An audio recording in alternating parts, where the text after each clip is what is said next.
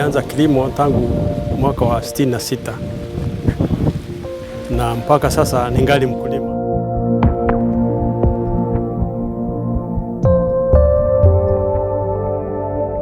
Mradi wa unyunyiziaji maji mashamba wa mto Tana uliojulikana zamani kama Hola ni mradi wa zamani zaidi nchini Kenya. Inakisiwa kuwa ilianza katika mwaka 1953 wakati serikali ya kikoloni ilipoamua kutumia wafungwa waliokamatwa wakati wa vita vya ukombozi wa taifa hili.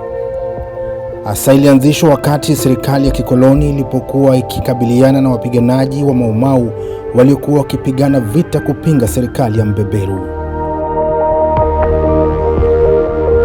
Kuwatesa na kuwapa kazi ngumu wafungwa hao ilikuwa baadhi ya hatua ya serikali ya mbeberu kuwagandamiza na kuwavunja moyo kabisa wapiganaji wa Maumau. Mnara wa kwanza kuwahi kujengwa nchini Kenya ya kuwakumbuka mashujaa hao wa Maumau ilikuwa hapa mjini Hola.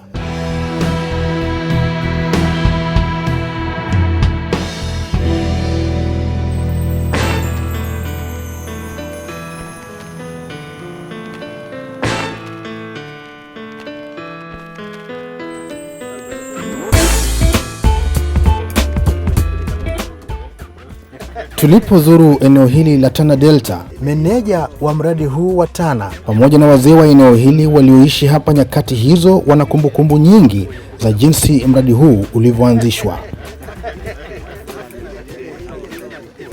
Hii skimu ilianza mwaka wa 53. Walipokuja hao wazungu walioanzisha walianza na Laza ng'ambo. Mahali inaitwa Kaloyo. Upande wa Hola, ngambo ile ya mto. Na ilikuwa ikiendelea na wale watu walikuwa detainees. Nyakati za mwanzo, mradi huu ulizingatia sana uzalishaji wa mmea wa pamba. Ambako Laza ng'ambo kulikuwa na mashamba ya wenyewe. Kwa hiyo chifu aliyekuwa hapo wakati huo alikuwa anaitwa Kofa Gababa. Walimuomba Kofa Gababa hiyo sehemu Laza ng'ambo, wakaweka mashine yao wakaanza kulima. Lakini kwa bahati mbaya wakati walianzisha ikawa maji imekuja mafuriko, ikaja ikafagia ile structures zote walikuwa wametengeneza. Ikabidi wahamishe ngambo hii. Sasa kulikuwa na wazee wa wakati huo. Kuna mmoja alikuwa anaitwa Umbi Komora. Walimuomba Kofa Gababa pamoja na wale wazee wa sehemu hii ya kuwa walitaka kuanzisha shamba ya ukulima ambao hata wale wakaaji hapa wangaliweza kufaidi. Kwa hiyo wakakubaliana, wakapewa hii sehemu.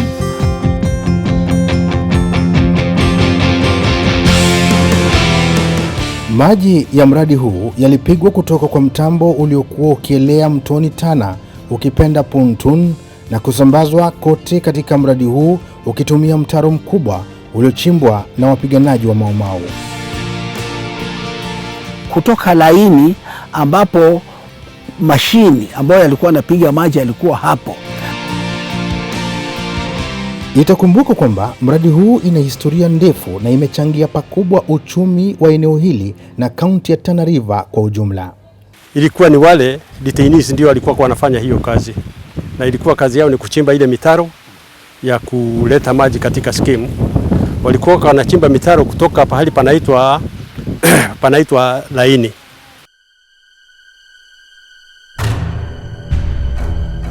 Ikiwa ndio mradi wa zamani zaidi nchini Kenya, wafungwa waliletwa hapa na kulazimishwa kufanya kazi ngumu, na pia walitengwa wasikutane na jamii zilizokuwa hapa. Na wakati walikuwa wakifanya kazi ya kuchimba hiyo mitaro, ilikuwa ni shida kubwa sana, manake ilikuwa wanasimamiwa. Sasa mtaro ulikuwa mkubwa, ni kama futi 6 upana, kwenda ndani ni kama futi 4. Ilikuwa ni kazi ngumu. Hao detainees walikuwa wanafanya kazi ngumu sana. Katika hali ya kuwatenga kabisa na wenyeji hapa, serikali ya kikoloni ilitumia njia moja ya kuhofia. Walieneza uvumi na uongo kwamba Maumau walikuwa wala watu. Watu wetu wa Pokomo walikuwa wakiwaogopa Wakikuyu. Manake waliambiwa Wakikuyu wanakula watu, wanakula matiti ya kina mama. Sasa walikuwa wakiwaogopa. Lakini mwisho wake wakaja wakazoea, wakaanza kulima pamoja. Lakini baadaye walihakikishiwa ya kuwa msiwe na uoga wowote, hawa ni binadamu kama ninyi. Tarehe 3 mwezi Machi mwaka 1959 iliingia katika kumbukumbu ya kihistoria, kwani wafungwa hao wa Mau Mau waligoma kupinga unyanyasaji. Chakula ni kidogo, lakini kazi ni nyingi, mpaka baada ya kuona kama sasa hii kazi imekuwa ni ngumu sana, hao detainees wakagoma kwenda kwa kazi. Sasa mkoloni akasema ni lazima hiyo kazi ambao wamepewa wafanye, wapende wakatai, lazima wafanye. Wanamuita fulani, njoo, utaenda kwa kuchimba ama uende? Anasema siendi. Wakati anasema siendi, basi anampiga. Askari nao waliwavamia na kuwapiga na hatimaye 11 wakafa papo hapo. Hao askari ni Wakenya tu, sisi wenyewe kwa wenyewe. Sasa hao askari ndio ambao waliwapiga hawa. Ndio wakati ule wa asubuhi walikataa kufanya hiyo kazi, wakalazimishwa, na ndipo pale pahala mnasikia palikufa watu 11. Kazi ngumu waliofanya wafungwa wa Mau Mau chini ya usimamizi wa kidhuluma ni tukio la kihistoria lililozungumziwa na kukashifiwa duniani kote. Sasa kutoka hapo ndipo ilionekana hawa hakuna kazi wataendelea naye, lakini bahati naye miaka ikawa inakuja, ndio ikafikia pahala ya kwamba hawa detainees hawatakuwa detainees tena, watawachiliwa ama watakuwa wakulima katika skimu hii ya Hola. Na sio katika miradi ya unyunyiziaji maji mashamba pekee, bali pia katika miradi mingine nchini Kenya. One of the things which were being done is forced labor and river. The colonialists diverted, made sure that these people, whatever they are being forced to do, some of it is to build infrastructure. Among the infrastructure which were being built in those days, or for example, the current Jomo Kenyatta airport that we have, it was started by the Mau Maus, digging trenches all over. Some of these trenches never meant anything, but these people had to be kept busy. They had to be punished, because after all, they were dissidents according to the colonialists. Tukio hilo nalo likakemewa duniani kote, na maandamano ya kupinga unyanyasaji wa serikali ya mkoloni miongoni mwa Wakenya iliendelea kote.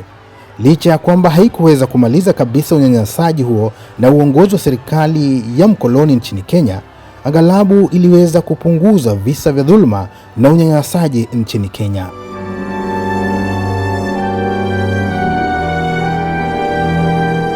Kufuatia tukio hilo la kuuawa kwa wafungwa 11, serikali ya kikoloni iliamua kuwapa wafungwa hao waliobakia mashamba ya kulima katika mradi huu kabla ya kuwajumuisha pia wenyeji wa eneo hili. The people who were detained in those Ora camps, the prison camps, mostly and others from all over part of the country were settled there.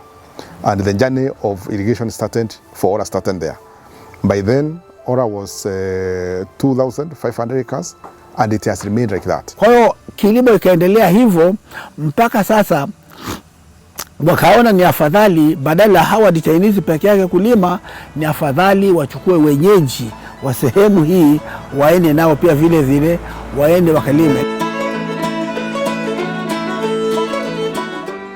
Na ilipotimia tarehe 2 mwezi Juni mwaka 1959, kundi la waandishi habari wa bara Europa walifika nchini kuzuru mradi huu wa Tana. Hapa walijionea jinsi wafungwa wa Mau Mau walioachiliwa huru wakiendesha shughuli zao katika sehemu za mashamba madogo madogo waliokuwa wametengewa. Wengi wao waliendesha shughuli zao wakipanda mimea mbalimbali. Na waliona faida kwa sababu walikuwa wanalima pamba, wanauza pamba, alafu wakimaliza pamba wanapewa eka moja za mahindi kulima. Na walikuwa na vishamba vya maendeleo ambapo hapo walikuwa wanapanda vitunguu, wanapanda tomato, walikuwa wanapanda spinach, kila aina ya mboga. In the eyes of the colonialism, they decided to set up some areas which were to serve both as irrigation and settlement area. Indeed, when you hear of those, you have Mwea irrigation and settlement scheme, Pekera irrigation and settlement scheme, Tana irrigation and settlement. So there was also an element of settlement. Mradi huu uliendelea vyema nyakati hizo hadi mwaka 1990 ambapo mto ulibadili mkondo wake. And the Tana River in those areas is very volatile. One time, it changed the course. That was in the early 90s. It changed the course. Where the pumps were housed were left in dry land, and the river went about a kilometer away. And it remained like that for so long. Wengi wa wakulima hapa ilibidi kuhama eneo hili ili kutafuta mbinu mbadala ya kujikimu kimaisha. Na vivyo hivyo ndivyo mji wa Hola nao ukawa mahame. Na bila ya maji ya unyunyizi, shughuli zote za kilimo zilisimama. Hali ya uchumi ikazorota na wakulima wakasambaratika. Nairobi control. How do you read me? This is 3147 Hola. Maisha ilikuwa ngumu wakati hiyo, sababu maji yenyewe kupatikana ni mali ingine ni mto. Ilikuwa tunatumia basikili. Alafu hiyo upande kufuga. Basi ilikuwa ng'ombe na binadamu kuna tabu, manake mtu anaweza lala asubuhi kwanza kula kwake ni saa 7.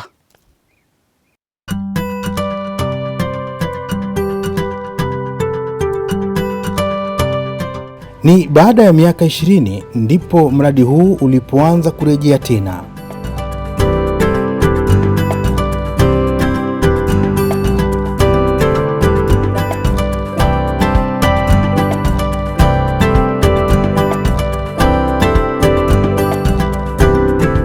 Serikali iliyoongozwa na Rais Mwai Kibaki kupitia mpango wake mahususi wa Economic Stimulus Package iliweka zaidi ya shilingi milioni 500 katika mwaka 2009 na mradi ukarejelea tena shughuli zake.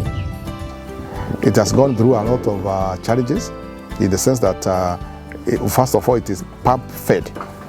It is pump fed irrigation scheme where you have to pump water to about almost over 20 kilometers downstream and then now use that water for irrigation.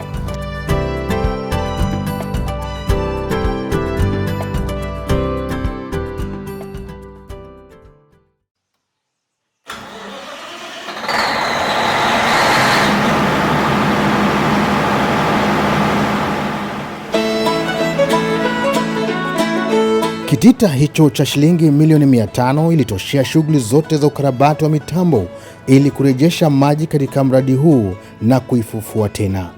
When it was rehabilitated and reconstructed, and now we have been expanding it progressively. Today it's about 7,000 acres that have been put under irrigation, and the expansion is continuing. More so, what is important to note is that plants are at a very advanced stage to change from the pump fed where we are using diesel to still pump but use solar, which will be very cheap, and we believe with that one it will be very sustainable as also it grows. Katika kipindi cha mwaka mmoja baada ya ufufuzi huo, mradi huu uliweza kuzalisha mahindi ya shilingi milioni 200 na kuashiria mazuri na matarajio makubwa kwa mradi huu wa Tana. Kutoka wakati huo under Economic Stimulus Program iliweza kuzalisha mazao mingi sana ya mahindi na pia mimea hizo zingine kama pojo kupitia miradi ya ama mpango ya mkataba wa uzalishaji kati ya kampuni ya Kenya Seed Company na hata Simro Seed Company, na hiyo tumeendelea na hiyo ushirikiano mpaka sasa. Ikiwa ina eneo la ekari 12,630, mradi huu una uwezo wa kuzalisha chakula kama mahindi na kuafikia mahitaji ya eneo lote la mwambao wa pwani na hata zaidi. Kwa hivyo inakuonyesha kwamba kuna nafasi kubwa sana ya kuongezea mpango ya kunyunyuzia mashamba maji. Kwa saa hii iko na ekari 5,000 ambazo zimewekwa miundo msingi ya maji na zile zinalimwa kwa wakati huu.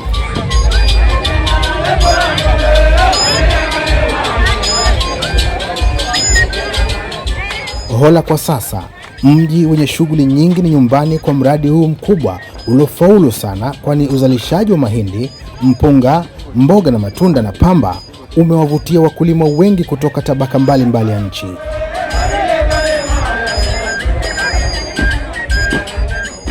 Meneja wa mradi huu wa Tana ana imani na uwezo wa mradi huu wa ekari 5,000 sasa. Kwake mradi huu unajivunia uzalishaji wa pamba uliorejelewa hivi punde, mahindi, mboga na matunda kama vile tikiti maji, ukipenda watermelon, vitunguu na pojo.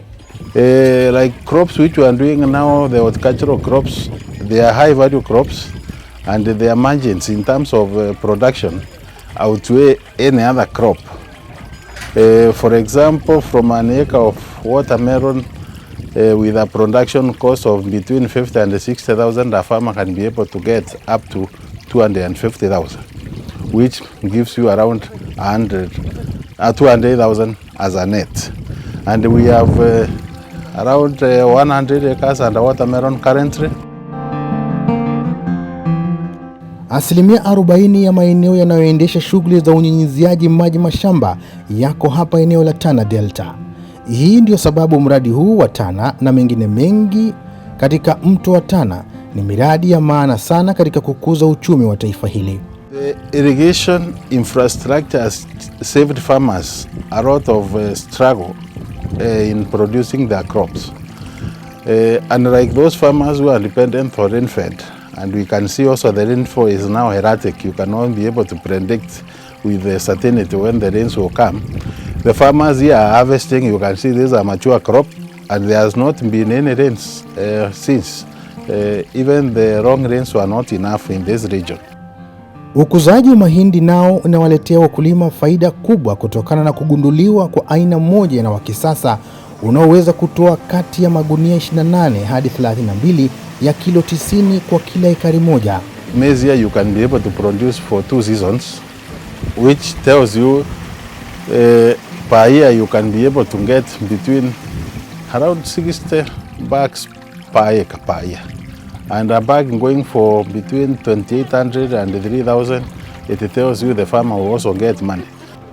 Huku wakulima wakiweza kuvuna mara 2 kwa mwaka na kupata faida, mamlaka ya unyunyizi nchini NIA inaendelea kupanua shughuli zake za usambazaji maji kwa wakulima kwa wakati ufaao. Tayari wameweza kupanua mabwawa ya kuhifadhi maji na hivi karibuni wataweza kusambaza maji hadi zaidi ya ekari 9,000. We are laying in structures like a water reservoir. You have seen a very big water reservoir there which can be able to hold 200,000 cubic meters of water, which can be able to give us an allowance to expand within between 1,000 to 1,500 more acres from this right. Wakulima katika mradi huu wanapendezwa mno na juhudi za NIA wa kuendelea kuwashughulikia vyema wakulima. Morris Odero, mmoja wa wakulima hapa, anasema kudumishwa kwa kiwango kizuri cha maji katika mradi huu kunawapa matumaini makubwa ya kuendesha kilimo bila wasiwasi wowote. Tunashukuru upande wa NIA pia. Kama sasa miaka 3 ambayo imepita, hatujawahi kuwa na shida ya maji. Maana nasikia ofisi kubwa inashughulikia hii maneno. Wakati tunahitaji maji, mimea inaenda sawa sawa. Kuna mahali maji imepotea, kwamba tumekosa maji. So hiyo pia ni sehemu moja. Naomba serikali iendelee kuweka mkono kusaidia NIA iweze kusaidia mkulima apate maji kama inavyohitajika. Ilikuwa hatuna, unajua unajisimamia. Tunachukua tu ni eka moja moja. Wengine kama wanaweza wanachukua eka 2. Mahindi yote hatuna darbala, hatuna nyumba na hapa. Tunashukuru maanake hata hii eka 2 tumelima, hata ngombe mwenyewe imepata saidizi, wametusaidia sana. Tunachukua manyasi, kila kitu, hii maganda yake. Ndio sasa mvua imenyesha, ngombe alhamdulillah imehama sasa, tunashukuru. Abdi Yukri, mkulima katika mradi huu anayejishughulisha na ufugaji wa mifugo, anasema mradi huu umeleta hali ya utabiri maishani mwao na sio kama walivyokuwa wakitegemea mifugo pekee.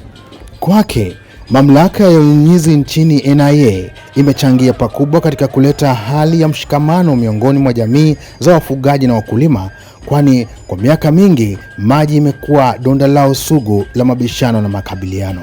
Tangu imeanza hii skimu, hii maji imeanza kutembea, hakuna kalele za maji sign free. Manake wakati ile ambao nimekuambia ile ilikuwa tunasumbuana hiyo malka, ilikuwa ngombe zinakaa kule juu wanakaa siku 2 siku 3 ndio wanakuja. Basi kufika hapa mtoni ni saa 8. Alafu ndio sasa wao pia wanasimama mbele ng'ombe asikunywe maji. Hiyo ndio ilikuwa tunasumbua, lakini tangu hii skimu imeanza, hii irrigation imeanza kuleta hiyo maji, kelele ya maji ya vita ya maji imeisha.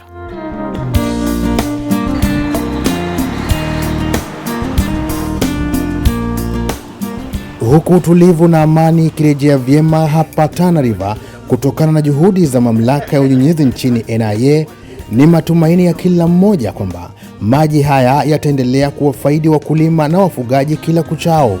Waliamba wahenga, kwendako mema hurudi mema.